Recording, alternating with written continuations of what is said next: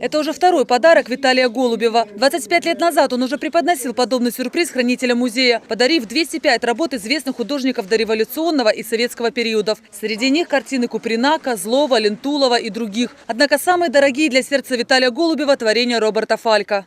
Фальк Роберт Рафаилович. Это выдающийся художник, мастер, которого еще недостаточно оценили. Это богатейшая живопись, прежде всего.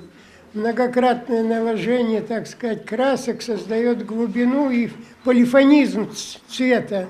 Картины Виталий Николаевич собирал более 25 лет. Мечтал, чтобы личная коллекция по итогу стала достоянием общественности. И Воронцовский дворец, имеющий достаточное количество выставочных площадей, подходил для этого лучше всего. И вот спустя четверть века договор о передаче музею еще 546 картин подписан. И благодаря вам вот и коллекция была такая громадная собрана и передана сюда.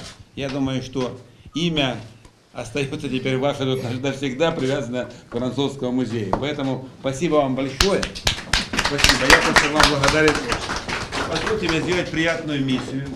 Включить вам отличительную награду АРК за верность долгу с нашим гербом. Увидеть новую экспозицию посетители пока не смогут. На данный момент картины хранятся в фондах музея. С ними работают специалисты. Их изучают, реставрируют и подбирают рамы. 546 картин – это практически хорошие фонды целого художественного музея. Фактически это малая Третьяковская галерея. То есть не по количеству, а по палитре представленных художников это как бы аналогично, то есть Третьяковской галерее экспозиции. В будущем крымский коллекционер планирует подарить музею еще 13 картин Якова Басова, чтобы живопись воспитывала в людях любовь к Крыму и умение восхищаться окружающей красотой. Светлана Меньшун, Андрей Катеруша, служба новостей ИТВ. Алупка.